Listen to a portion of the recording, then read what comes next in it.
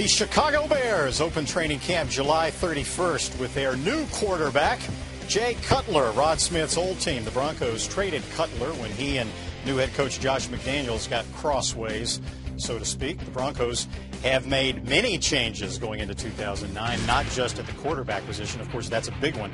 Getting Kyle Orton from the Bears, presumably going to start to replace Cutler.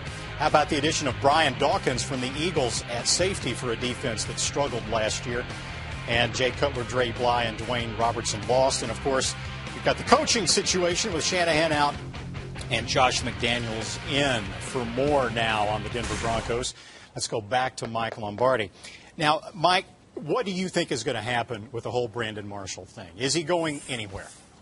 No, I don't think it's the intention of the Denver Broncos to trade Brandon Marshall at all. He's the best player on their team, and I think Rod can speak eloquently about this in terms of his talent level on the field. The Broncos can't replace that talent level. He's a unique football player. The Jay Cutler situation was a little bit different because the head coach felt he needed to get the right guy for him at quarterback. At wide receiver, Brandon Marshall's the right guy.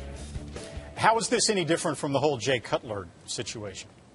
Well, I think, Randy, what happened at the Jay Cutler, it got off on a bad foot, and when Josh McDaniels came in there, he wanted to put his own personality, his own quarterback in the system. And once Jay Cutler became a little bit different, he decided to make the move. Plus, he got full value for Jay Cutler in the open trade market. To what he achieved in terms of a trade was unique.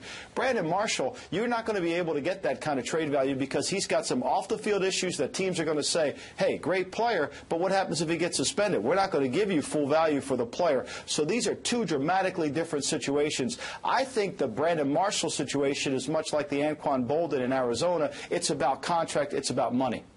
All right, Mike, thanks.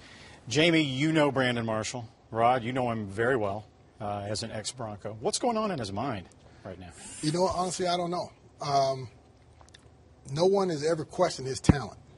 That's what everybody's got to remember. It's never about his talent. The talent is the last thing to worry about. It's the character. It comes down to a structural thing within himself. You have to have a certain structure about yourself when you play in the NFL. Once you decide to lace those cleats up and put on the NFL shield, you have to represent it with everything you have, the same way you defend your family. You have to do the same thing. And for Brandon, if he doesn't have a few of the issues that he has off the field, you're not even talking about this. He has the contract he wants. He has the money he wants. It's not an issue. But, you know, the thing I always talk about is, you know, I use the phrase frenemies, friends that are the enemy. And, you know, you do have friends, as in Pookie, guys that are around him. You have family members who are also distracted. Then you have that friend that's the enemy on the inside. And I think in Brandon's particular case, it's more that guy on the inside that where sometimes in certain situations, we both have met the young man. I've met him. You know the young man. He's a nice kid. He's not a bad kid. It's unfortunately that friend on the inside sometimes doesn't stop him from making that rash decision. And that's why you have, in a moment of passion or whatever you want to call it, a situation whether it was with a girlfriend or situation out, you know, with some buddies. And so it's those moments like that where he can't contain that thing on the inside that cause him those problems. Now, you played all but one of your NFL seasons for Mike Shanahan. Yes, sir. One of the most esteemed coaches, clearly, in the NFL. Surprised to most people that he was fired. 32-year-old Josh McDaniels comes in. How tough is it going to be for Josh to get the respect of some guys that are older than he is on the team? You know what? First of all, you have to respect the position. First and foremost, he is the head coach. He's not an assistant. He's not a grad assistant. He's the head coach of the Denver Broncos, my favorite franchise, by the way. So since he's the head coach, they have to respect him as such. And you know what? You're not in the building. There's some changes that he's made from a discipline standpoint that the guys love. Some of the veteran guys over there, they love it. It's a little bit more strict around there, a little bit more discipline over there. And he's doing that. The good thing is they didn't hire him right before the season started. They hired him early in the year so he can go ahead and put his stamp on this football team. He's made some moves that everybody's kind of questioning. But you got to remember the Broncos have not played a football game yet. So don't judge them until they actually start playing some games. Yeah, but I can judge from the standpoint, all of that is cute. But you have to win games. At the end of the day, you know, we always talk about quarterbacks, whether they're leaders or not. Quarterbacks become leaders when they win football games. In this same vein, a young coach, and again, I understand that part about structure, and that's all good. But at the end of the day, if they're losing games, because they've got a really tough schedule, he's the guy that probably will lose that team quicker because of what happened with Jay Cutler. Because players, you can't tell me the players in that locker room trust him after seeing what happened with Jay Cutler. That doesn't mean, as you say, he's the coach and they have to perform because that's their job. But there's something in the back of their mind saying, I don't know about this guy. Well, you know what the thing is, though, honestly?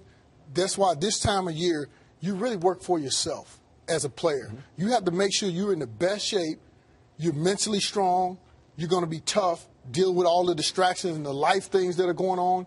You have to make sure you're best possible for when you go to camp. Because the day you go to camp, it's football season. And you have to prove to that man, whether he's new or old, do you deserve to be on that football team? Period. So you ain't got time to worry about his issues. You got to worry about your own issues because you know what? They bring 80-plus guys to camp. They ain't keeping for 53. So you could be one of those that go early or you get let go late. It depends on what you're doing right now. And staying focused on your job, on the task at hand for individuals is very important right now. You say they haven't played any games yet. You talk about their tough schedule. Well, let's take a look at the first 5 games on the schedule of the Broncos. First one's not so tough, at least they're all tough. Well, think about it. 5-0. Maybe it's just me. I see 5-0.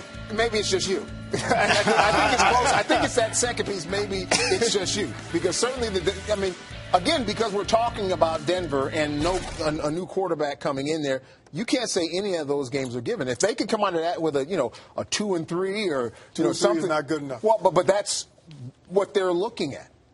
When you look at that, that's all on paper. They got to put the cleats on. No, they do. Turn the lights on and go out there and perform. I believe the Broncos are going to do a lot better than most people give them credit for. Trust me, living in the city as a fan. Now, are you saying that because you're living in the city? I'm never leaving the city. I'm never leaving the city because I have to reinvent myself. I'm never leaving the city. I'll say it this way. This is the last thing I'll say on the coach piece of it. Okay.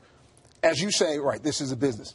But every time I see a championship caliber team, those players are willing to go that extra mile. You can't tell me you would not go that extra mile for Shanahan. You can't tell me that players won't go that extra mile for Tony Dungy. You see what's happening with the Pittsburgh Steelers, the toughest schedule in the league, but those players went that extra mile. And so all I'm saying is that if things go bad, as we talked about that schedule, I think that a lot of players will be trying to get off the quote-unquote Titanic pretty quickly because you have a situation where you don't trust your coach. And so that's all I'm saying. Trust is very important in this game, and trust can be a big difference in teams being successful because guys give that extra. Yeah, but they need to give that extra anyway. They do. So my message is to those guys, you give that extra for your own livelihood because it can change like that. I was taught that by Coach Shanahan. Mm-hmm. You work this business daily. You don't work it looking around saying, hey, look, you know what, I was a veteran guy. I caught this many passes. No, that's why Rod Smith went to work every day. I used to sneak up on my locker, see my name like, whoo, got one more. But I swear to God. But you are one of the exceptions to the rule in this league. You have to admit the way you approach it, or they will be exceptionally unemployed. That's true. This is fun. We could do this all hour. The Broncos don't are such talk a about good the Broncos. I put my dukes up with the Broncos. I'm gonna hit you with these rings. I'm talk about the rings again. Don't hit with the bling. Don't hit with the bling. Okay. Got sunglasses for the rings. It's so bright over here.